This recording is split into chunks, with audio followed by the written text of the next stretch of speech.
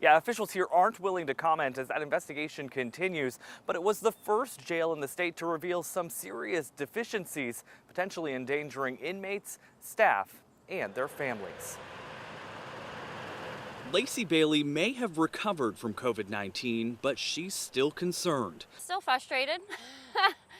We first talked to Bailey last month in quarantine after she got the virus from her husband, a corrections officer at the York County Jail. I kind of feel like if maybe the jail had been more cautious, maybe we wouldn't have had to go through COVID. Maybe that wouldn't have been brought home to our house. The outbreak there has since launched a statewide review by the Department of Corrections. It found York County was not the only jail in the state that failed to require inmates, staff, or visitors to wear masks.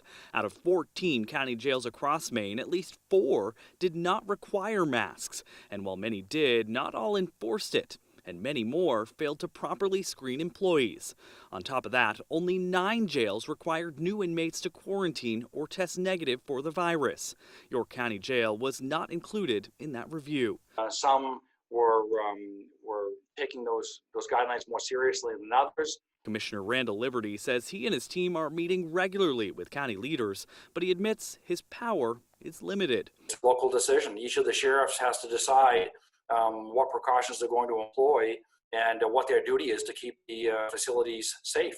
Advocates calling for the release of low-level offenders during the pandemic say there needs to be more accountability to protect those behind bars. And they say they're not surprised by the findings.